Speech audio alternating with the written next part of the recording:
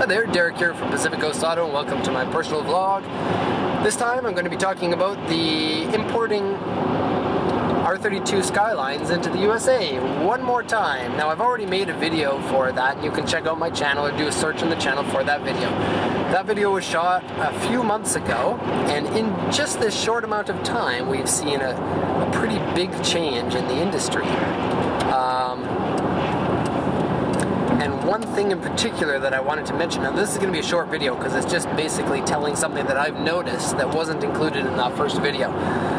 Now, when that first video came out, you could get a R32 GTR for about $1 million to $1.4 million or so. And the price is basically the same, if not about 20% more expensive. This is only for the ones that are importable into the USA. They have to be 25 years old.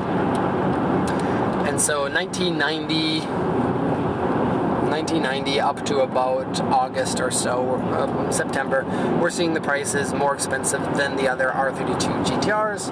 Everybody in the States wants them. I currently have about 8 customers searching for them, which actually for me is a little bit nice because I can translate the sheet once and then fire it off to anyone who asks me for a translation thereafter, so it saves me a little bit of time.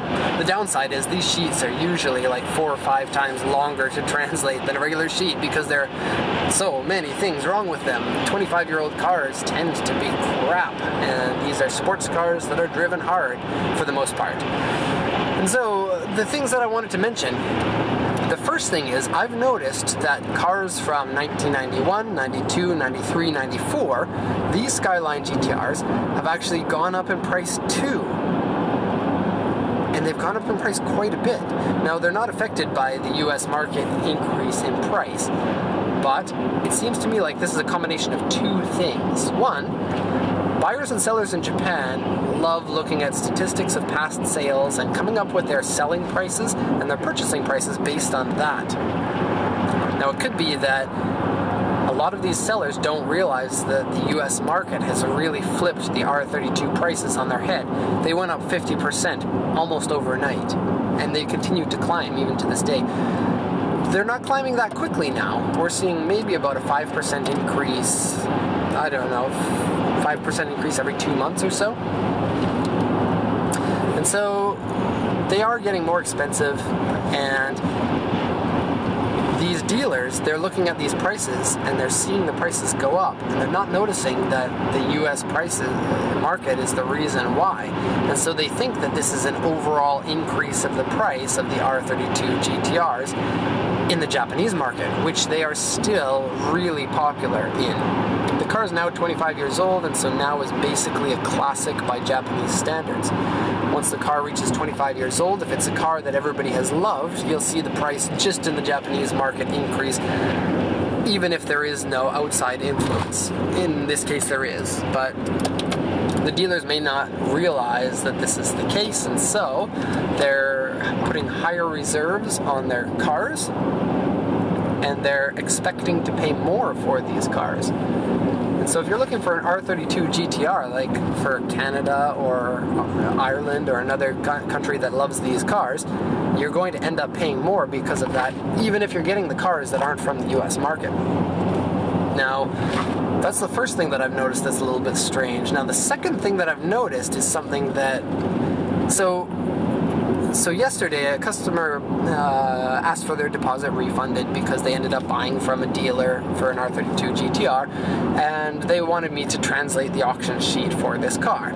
And I translated it, and it turned out that the auction sheet was not completely honest with the dealer's listing in terms of the mileage of the car. The auction sheet clearly states that the mileage is correct, or is incorrect, or unknown, and then the seller of the car gave like an extra odometer, and that had low mileage on it, and said this is the original odometer, so we can guarantee the kilometers. Now, I mean, this may be true, but you know, things like this happen day in and day out with different exporters and importers, and they're all lying, and it really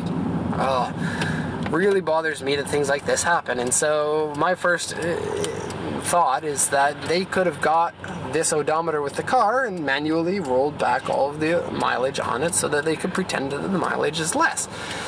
we don't know if that's the case because there is no way to prove it. And so I started looking into it, and I started looking into the prices of the R32s, and I noticed a trend. I noticed that the cars with changed mileage are selling for almost exactly the same price as the ones with authentic mileage. Now, why would this be the case? Why would somebody pay 1.4 million yen, like $13,000, for a car with authentic 100,000 kilometers, or a car that the odometer says 100,000 kilometers, but the auction sheet clearly states that the odometer has been changed and so the mileage is not unknown? Why would anyone in their right mind pay the same price for a car with mileage that is unknown? And so I think that I've come up with a theory as to why this is the case. The R32 is super, super popular, and the customer who actually asked for the deposit back, they kind of hit the nail on the head when they said that some of the companies, some of the dealers in the U.S. have big stock with crappy cars, bad condition cars. And then some of them have really, really low stock, and they go out of stock really, really quickly, but they seem to be good condition cars. So the reason for this is because most R32s are crap, and almost every one that's going to the US is crap. It is. These cars are prone to rust, they're prone to engine problems, and they've been driven hard for 25 years. They're going to be in rough shape on average. 90% of them, 80% of them are in bad shape. But because of the demand in the US for these cars, it keeps the value of them high, and it keeps people needing more of these cars. And if they need more of these cars, they need to buy the crappy ones, or they're going to have no stock. One of these shops is called the Skyline shop. And if you name your shop the Skyline shop, you have to have lots of Skylines. And if there are only like 4 per month that are good cars and you're competing against everyone else in the US, you can't really run a business with only 1 or 2 or 3 cars inventory per month. You just won't make enough money to survive. And so a shop that deals only in Skylines in the USA right now is going to have a lot of troubles because they have to buy bad condition cars. Now, they possibly could be fixing these cars, repairing the rust, whatnot, but I don't think that that's happening very often. I'm not speaking specifically of the Skyline shop because I haven't looked into them. It's, if you want to look into them, please do, but what this made me realize is that because of this overwhelming demand and very, very little supply, it incentivizes dealers to buy these unknown mileage cars and pretend that the mileage is known. And this is a scary thought because why are there so many GTRs with unknown mileage? Well, in Japan, the odometer or the speedometer only goes up to 180. That's kind of like a regulation. 180 kilometers an hour is a really slow speed, and in GTRs pass it no problem at all. And so a lot of people really want to change out their speedometer for one that will show them how fast they're going on a racetrack or whatever, even if they're not going to be speeding on public streets. And so a large portion of these cars have had their speedometers changed out. Many of them have history of when they were changed out. But the people who are selling them are being a little bit shady because they kind of know that people are going to be buying these cars without knowing the mileage, and then selling them as if they don't know the mileage. And so they don't disclose the actual mileage in the car if they feel that it's too high. Think about this, if the car has, the odometer shows 40,000 kilometers and the actual car has 60,000 kilometers on it and there's a history paper, of course the seller is going to show that. But if the car has an odometer that shows, say, 60,000 kilometers, and it has a history paper showing that the actual mileage is about 200,000 kilometers on it, the seller's not going to even mention that because, they don't want to show to everybody that they know that the mileage is really, really, really, really, really high.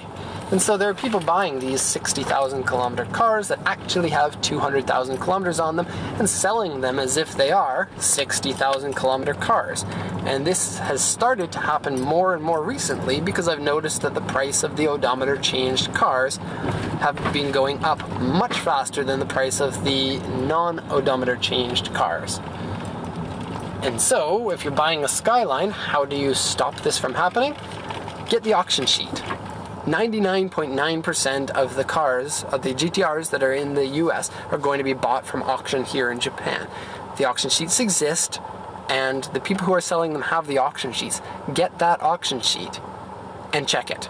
You can send the auction sheet to me if you want. A lot of people do this. They say, I just bought this car and I didn't get the auction sheet translated. Well, you know, get the auction sheet translated before you say yes to buying the car. Then, if you buy the car and you know, you end up getting the auction sheet after, you find something's a little bit not right, you get the auction sheet, send it to me. There have been so many times that I've translated it, and there's been stuff on the auction sheet that the seller didn't know about, and things that they didn't particularly want to know. And so, unfortunately, because this is a market where there's very, very low information from the buyers compared to the sellers, buyers get taken advantage of. And this is one of the areas that it's going to be something you have to watch out for. My recommendation is buy only from export companies like us that show you the auction sheet and you decide on the purchase based on the auction sheet information. If you're buying from a dealer in the US, there's a reason to do that. If you want to buy the car right away and you want to pay their $5,000 to $8,000 markup, then you can. And that's understandable because you can kick the tires if you want, you know, go see the car in person. But be very careful to get the auction sheet of the car. You can even check to see how much they bought it for if you want, but you might be a little bit sad if that's the case. But, you know, just check the history, because people, I hate to use this term for, you know, the third time in the cast, but people are dickheads.